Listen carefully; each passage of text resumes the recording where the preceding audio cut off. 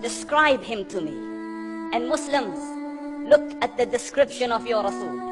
And for some, this would be the first time you hear what your Prophet looked like. I saw a man of striking appearance. ظاهر الوضاء أبلج الوجه, radiant face, حسن الخلق, beautifully created. لم تعبه السجلة, his belly wasn't protruding. ولم تزر به السعلة, nor was his head disproportionate and small. وسيم قسيم, proportionate and delicate, finely made, a specimen of a creation. في عينيه دعج, in his eyes there was a contrast. The dark was immensely dark, the white was excessively white. وفي أشفاره وطف, and his eyelashes were long. وفي صوته صهل, and in his voice was a natural echo. وفي عنقه سطع, and his neck was elegantly long. وفي لحيته كثافة, his beard was full and thick. أزج أقرن, his eyebrows were arched, but they were not joined. It was separated. In summit, فعليه الوقار, when he was silent, dignity covered him. وإن تكلم سماه وعلاه البهاء, and when he spoke, it was audible and clear, almost commanding and overtaking. أجمل الناس وأبهاهم من بعيد, from afar the most striking and outstanding in appearance. وأحسنهم وأجملهم من قريب, and when he came near, the best of them and the most handsome of them in closeness. حلو المنطق, so such an exalted and sweet level of logic.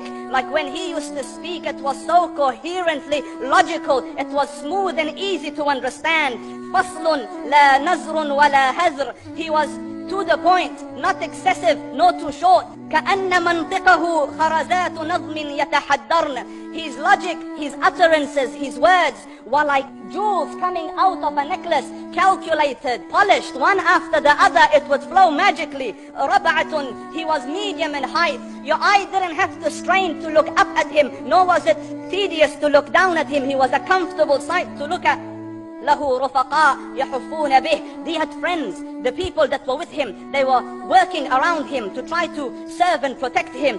إن قال سمعوا لقوله, when he used to say something, they used to hearken to what he used to say. وإن أمر تبادروا إلى أمره, when he commanded, they used to compete to fulfill the command.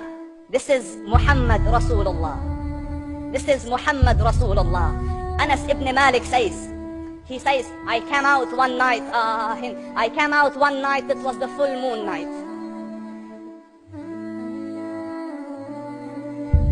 And I looked at the moon, and in the desert, understand, the moon is an awesome sight.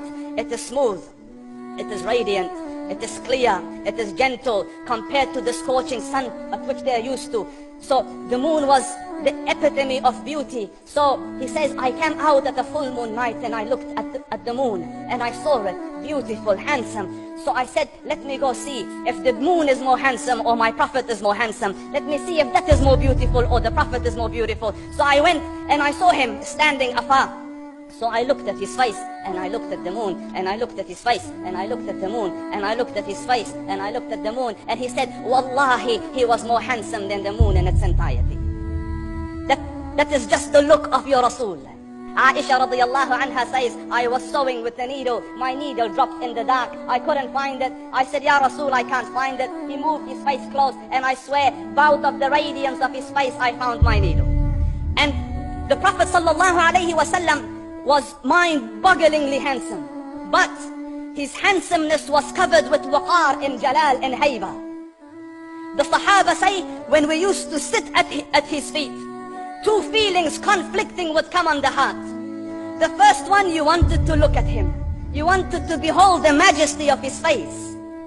And when you wanted to look up, shyness used to overtake you, so you used to look down. Amr ibn al-As says, I sat with him many times, but if you ask me to describe his face, I can't describe it. I wouldn't be able to look up to him ijlalan wa ta'zeeman. I couldn't look up at him. And that is why he didn't have the problems that Yusuf alayhi salam had. Because it was difficult to penetrate the awe and the splendor of the Rasul.